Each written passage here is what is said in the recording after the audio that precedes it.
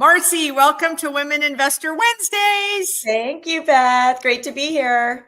I'm so happy you're here. So just to remind the audience why we're here, I learned about 5 years ago that of all of the people who invest in commercial real estate, only 3% are women.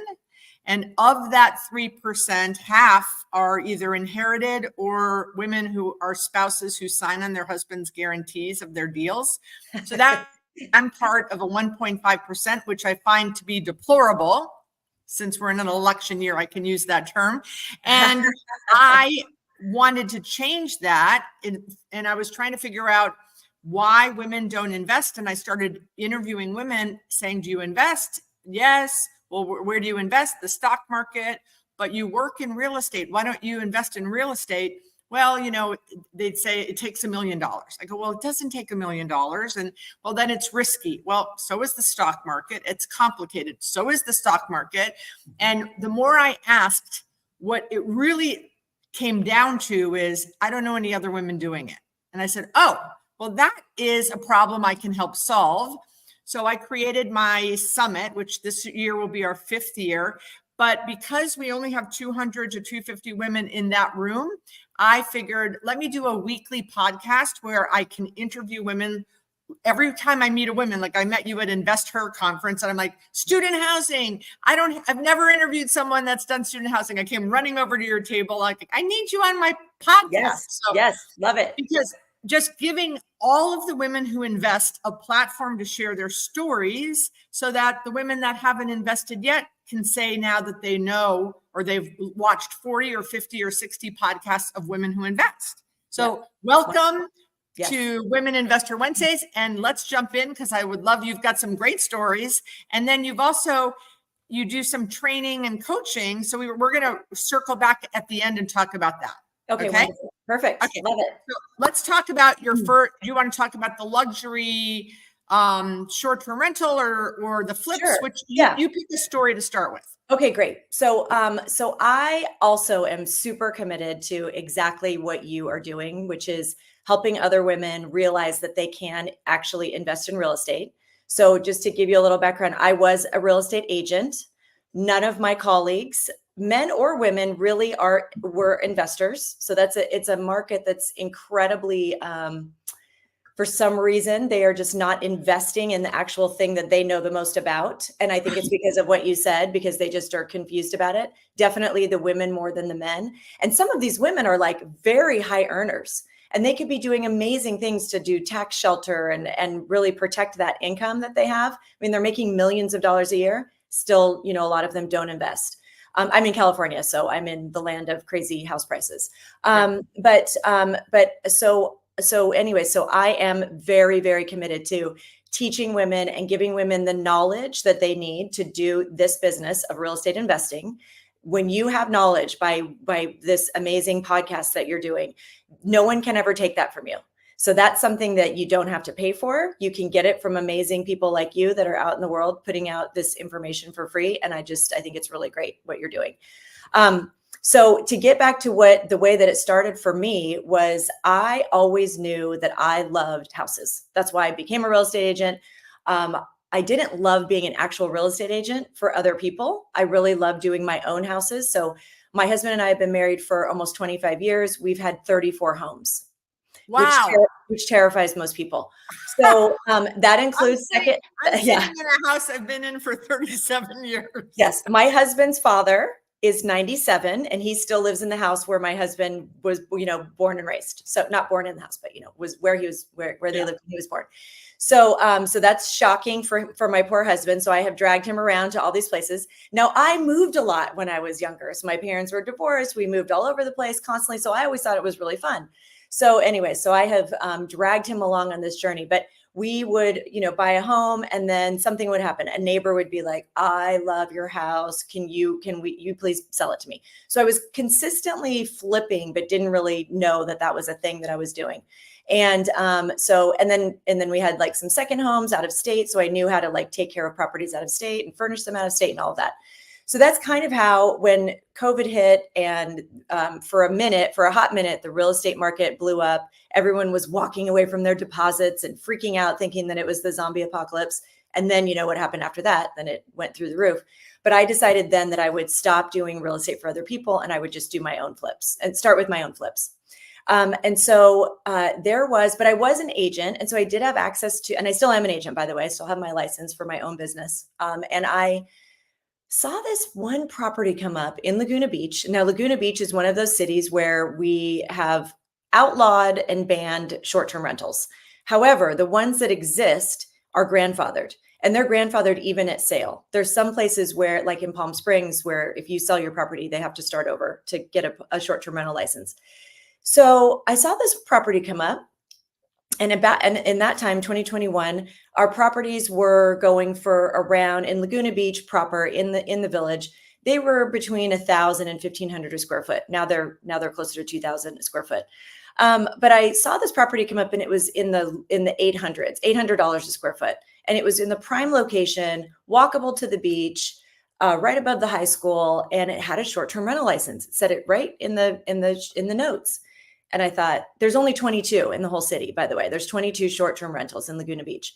And I thought, this is odd, but interesting. So it had just fallen out of escrow. So I went and saw it, and it was an out-of-town seller. He was tired of renting it, basically a tired landlord, tired of renting it. It was completely furnished down to the silverware. It was 1.8 million, and it was 2,400 square feet. And I knew that this was a deal. And so I looked at it and I thought, so why hadn't this sold? So I talked to the agent. It was an escrow. And during the inspection, they found so many things kind of cosmetic falling apart on it that the buyer dropped out. So they had their amazing handyman come in and fix everything. So now this place was pristine. It was perfect. And so it had just come back on the market. Everything had been fixed. It was fully furnished, and it had a short-term rental license. So I said, absolutely, let's do this. I had a mentor that I knew that I was going to start flipping. So I had gone and spoken to a lot of very successful men, by the way, all men, because I couldn't find any women. I went and found some very successful men in the business with, thousands of apartments, all that kind of stuff. I went and interviewed 7 men. And one of them gave me his lender. So one of his favorite lenders. So he introduced me.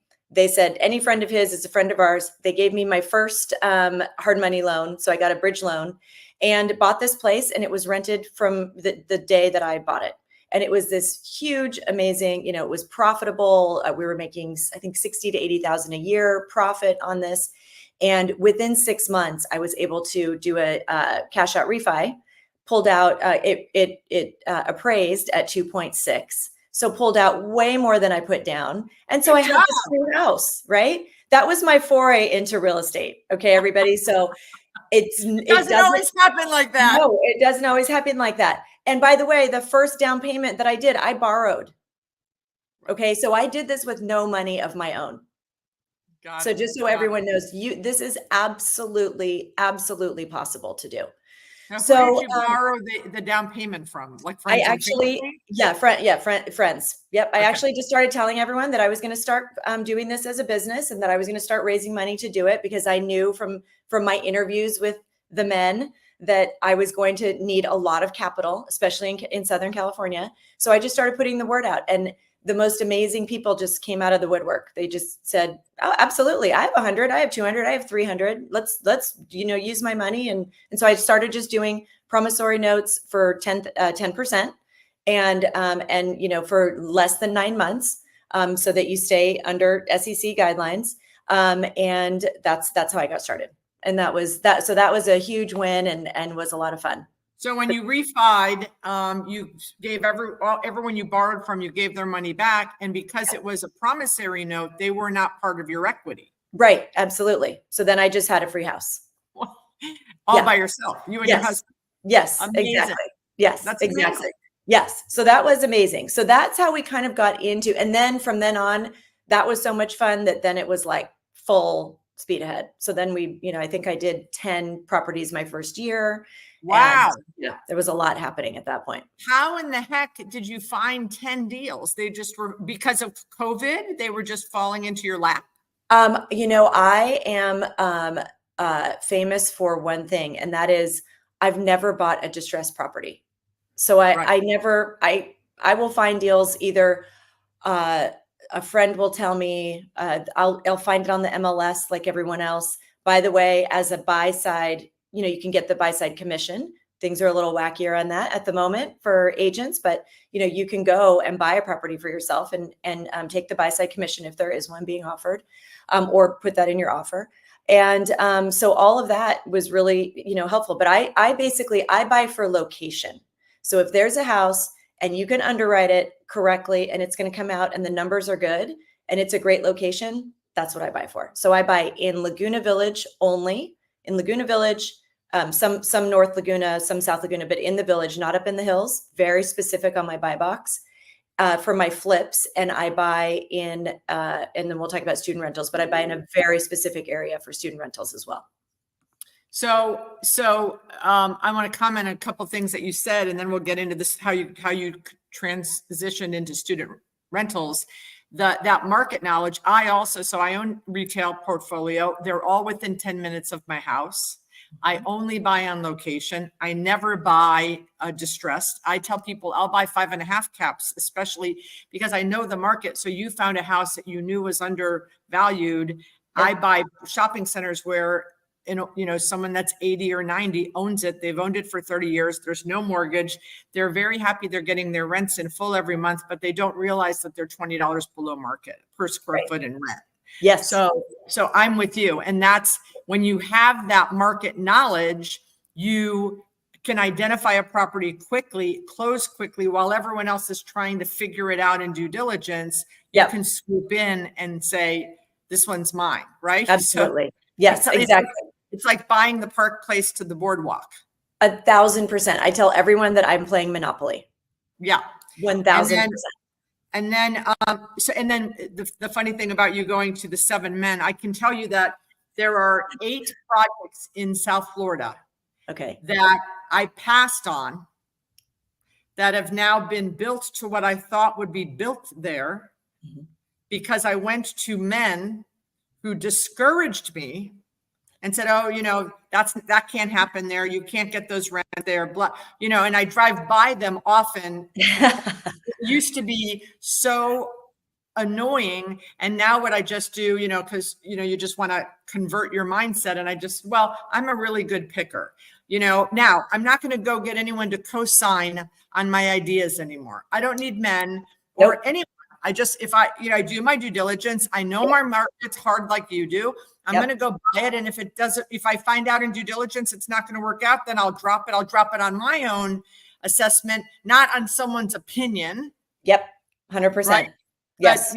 But the same thing. So, I love that. Yep. So now tell the audience how you got into student housing, because I've been doing this now for 5 years. I have never met anyone that has done student. I told you I ran, like you were on stage, right? You were talking about, or maybe you stood up in the audience and you said, I have student housing. I'm like, did I do? Oh.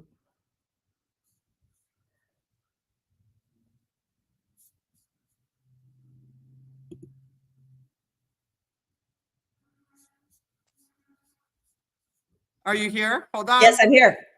All right. So student housing. They're trying to get us again, Beth. They're worried about us out there, I guess. Okay. So repeat that sentence, because that's when you cut out. So you said you saw me, I stood up and you ran. I ran over because I had never met anyone in student housing. So tell me about how you transitioned from Laguna Beach, $2, $3, $4 million homes to student housing in New Orleans. Yep. Okay. Well, basically, like most mothers who have children in college or have been in college or are going to college, we will do almost anything to torture our kids a little bit and spend more time with them. Just kidding. That's not really the reason that we started doing it. But our oldest son went to Tulane. So our oldest son applied to Tulane. We had never been, my husband and I had never been to New Orleans before, which is very odd because we are big travelers. We had been everywhere, but for some reason had not been to New Orleans. I took my son on August 10th. I'll never forget his, between junior and senior year. It was hotter than Hades. It was pouring rain. It was all the things in the South. And he just absolutely fell in love with Tulane University, it is a beautiful, amazing school. So he decided that that's where he was going to go. And then, in the first year, he lived in the dorms. And then our second son also applied and got into Tulane. So now we had two of our boys. We have three sons. Two of our boys were at Tulane. We started going, pretty consistently. And then as we started looking at where they would go after the dorm, we started looking at some of these properties and being honestly horrified by the quality.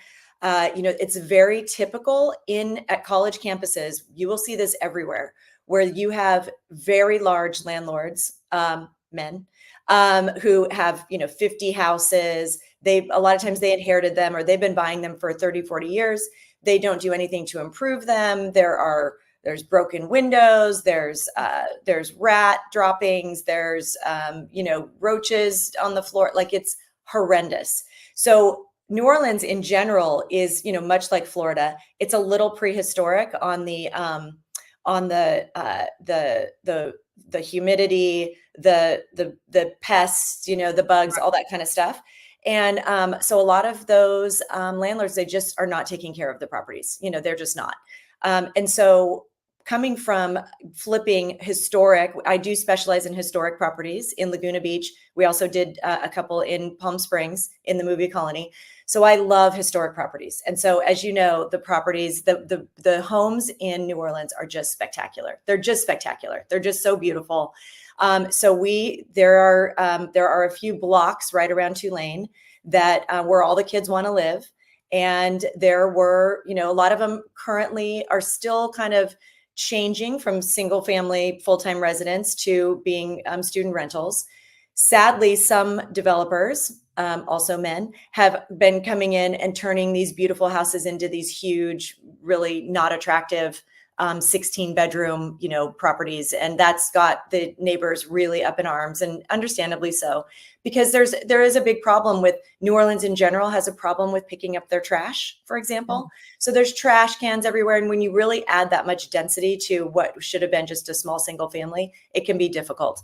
But anyway, so we started going in and finding properties that were in our strike zone, a very specific walkable to school, walkable to the bars and restaurants, walkable to anything that the kids want to do.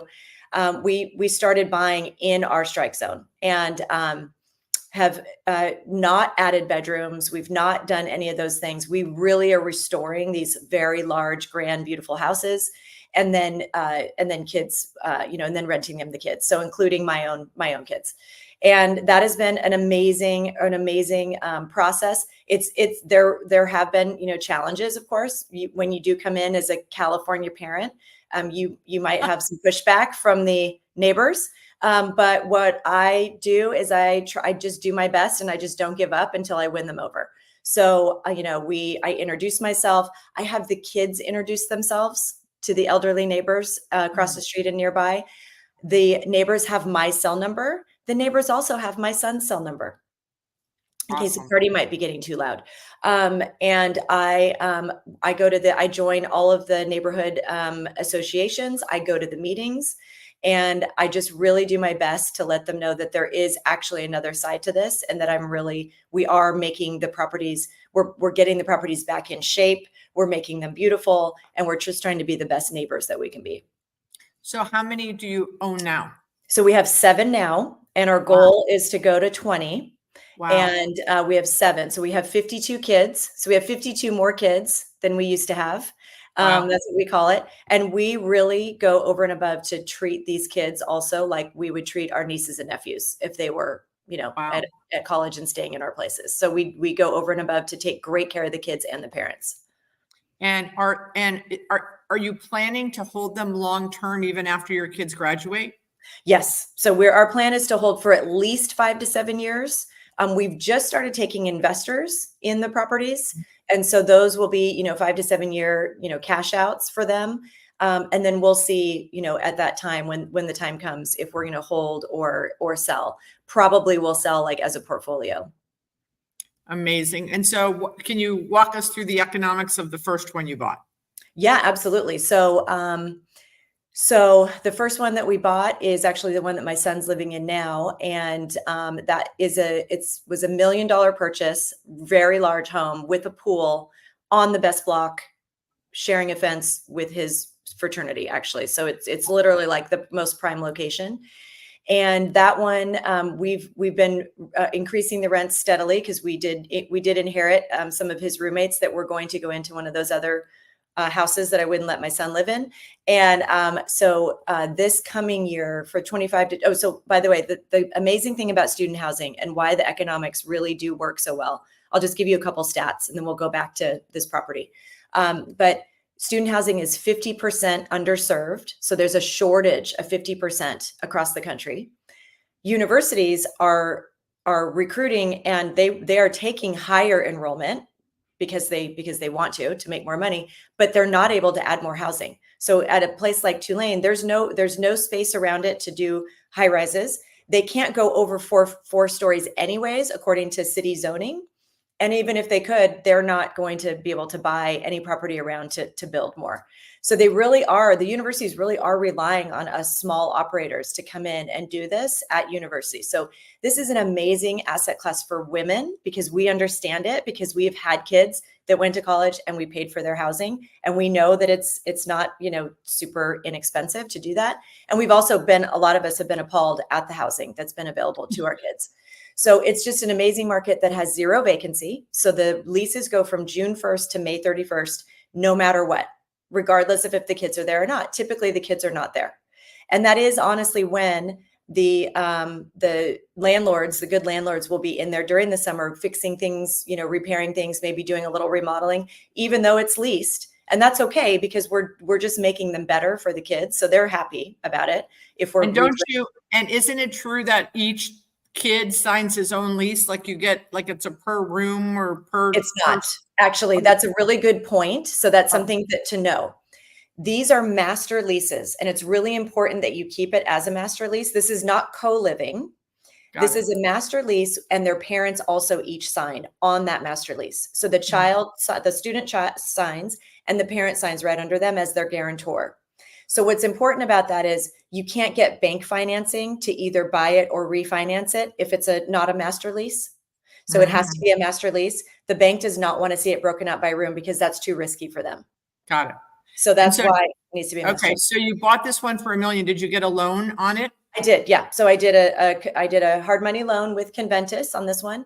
We did some improvements to it. Now it's we're actually right in the process of refinancing it. So now it's worth 1.4 to 1.5. We're gonna do a refi on it, and that one just rented for it's rented for the 25 to 27 year for $12,000 a month, and that'll have 5% a month increases and 5% a year increases. Awesome. So that one, yeah. So now I do have other ones. I have one across the street that we just purchased. That is a 7-bedroom. And because of what I was saying about doing the best job we can for our neighbors, and them seeing that we really take great care of the houses, it was 2 Tulane professors. They retired. They were moving to Delaware. When they saw me come out of my son's house one day, they came up to me and said, "We love what you're doing with the houses. I do private trash. I mean, I do all the things that they wish that every landlord would do. We love what you're doing with the houses. We're moving to Delaware. Do you want to buy our house? $700,000, you can have it." I said, 1,000%. I will buy your house. I wire the money. Yeah, exactly. So we bought the house, and that one will be in total, because it's a duplex. That one will be about 13,000. Amazing. 700,000 purchase. Yeah. So happy that I met you. Yes. So that's fun. Yeah. So that's fun. So getting back to, so we already covered the economics of my son's Okay. house. So let's talk about, how did you decide that you wanted, so when I get up at my conferences, I say, look, I'm not going to teach you all how to do this. I know how to do retail. I don't know how to do student housing. I don't know how to do warehouses. I don't know how to do hospitality. There's plenty of people out there that have, investor masterminds, classes, coaching. Go find it. Yep. I just want to motivate you and inspire you to show you I've done it. All of these women have done it. Now go learn from others. So let's talk about your program. Okay, absolutely. So I'm in lots of masterminds, right? So I get the value of education. I'm in Strive, which is the investor mastermind. I'm in Capital Collective, which is Hunter Thompson's capital raising mastermind. I'm in several, and there is nothing better, like I said, than education. And I just want to get there faster. I didn't start doing this business till I was 51. I'm about to be 55. I don't have time, right? I don't have time to learn it the hard way and make a bunch of mistakes. I just want to go to the top and make that happen.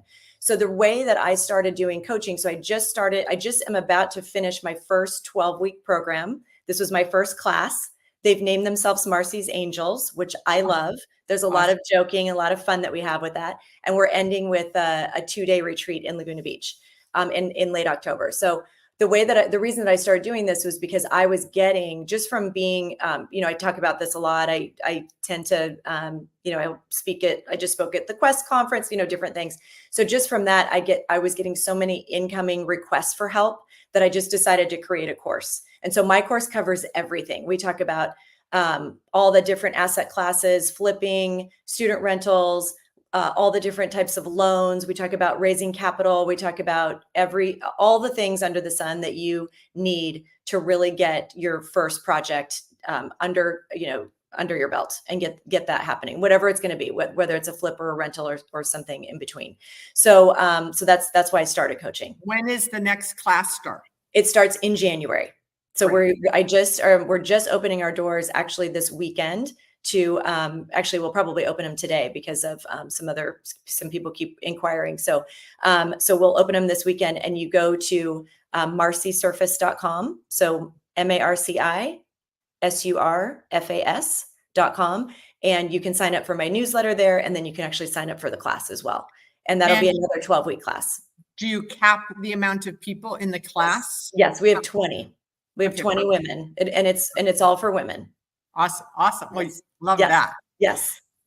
Awesome. Well, what would be your one piece of advice in closing for the women that watch this that are interested but have fear? Mm-hmm. They want to dip their toe in.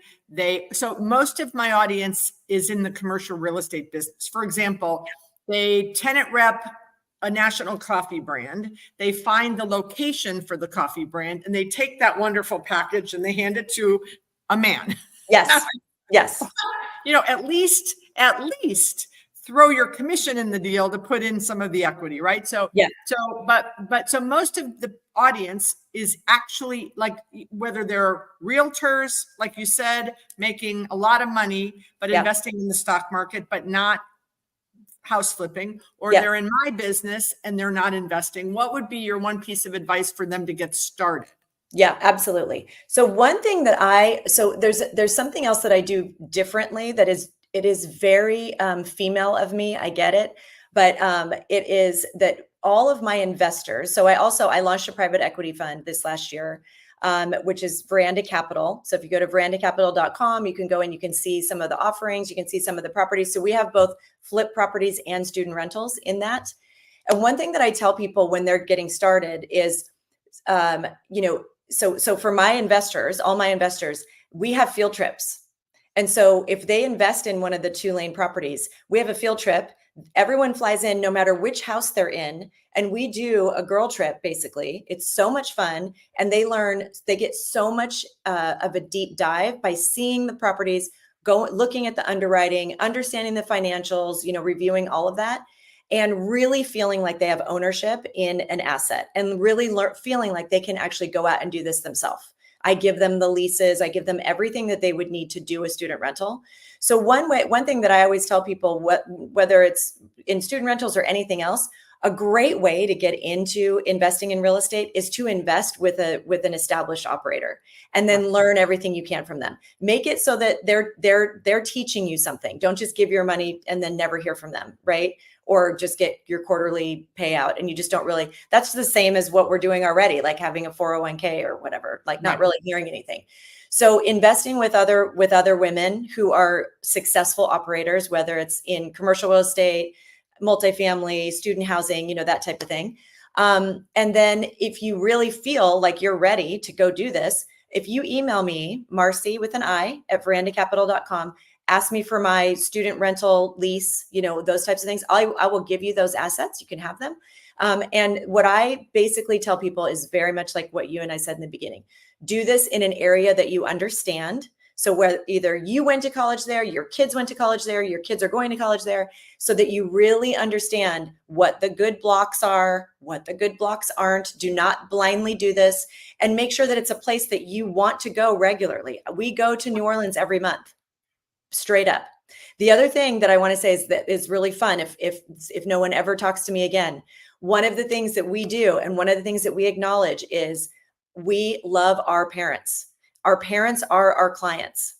Right. There is not a parent on this planet that is not going to pay their child's rent if they can help it, unless there's some massive catastrophe, because they don't want their kids to lose their housing, of course. So we do for Parents Weekend, which is coming up in November, we do a parent cocktail party. So we have all of our parents come. We tell the kids they can come too if they want, but really it's the parents that we have this great party for. We make them wear name tags. We put beads on them. We do all the things. And I make sure that all the people that I think should meet each other. The doctor from Mayo Clinic should meet this other guy. You know what I mean? Like all that. So I really take time to know my parents. We have a group chat with our parents, with me and my husband and the parents. And we have a group chat with the kids. And this is for each house. Each house has their own little group chat with us so that they feel really connected. And then the next day, when they go to the football game, they actually have friends.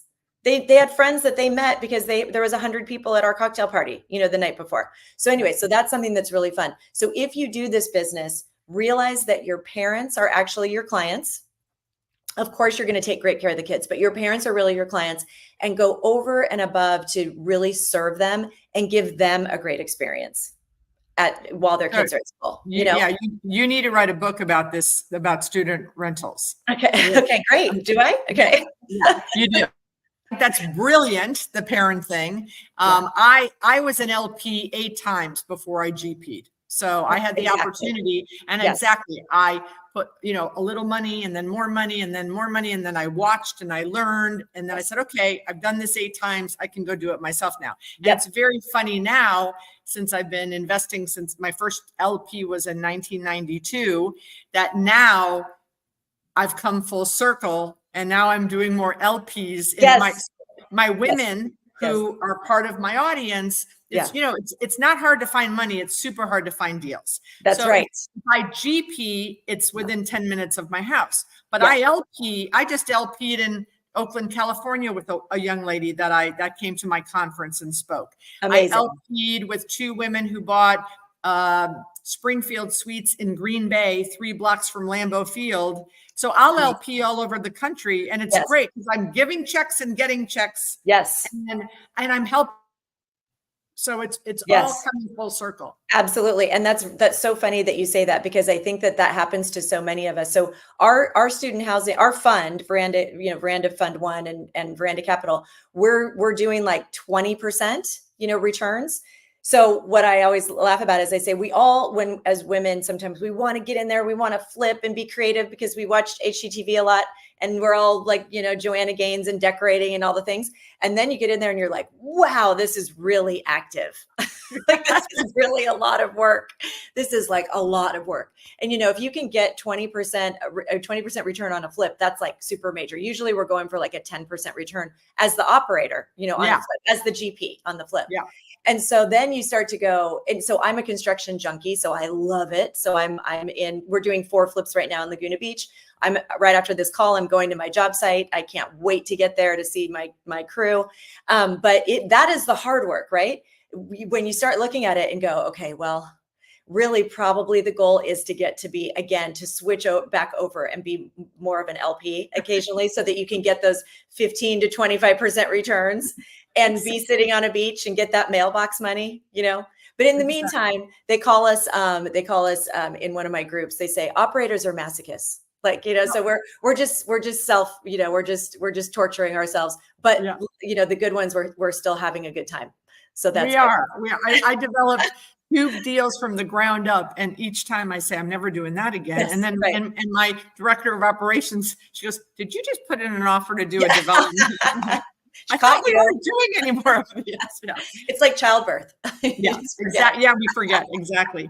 Well, this has been a pleasure. I would love for you to come to the conference and speak. I would love to. I would love to. Please send me the You have details. so much to offer between, the fund, being the LP, the GP, doing the flips, doing the student rentals, your experiential hospitality that you're doing with the parents is just, because we can do things like that in other asset classes too, right? Yes. Yes. So, but I would love for you to come in March. So we'll reach out to you after with details. Okay. And thank you so much for your time today. Thank you for having me. Can't wait to see you again in March. And if anyone wants to join Marci's class in January, go to marcisurfas.com and check it out, because I'm not going to teach you guys how to do it, but she can. I sure will. Absolutely. We'll talk to you later, Marci. Okay, wonderful. Thanks so much. Okay.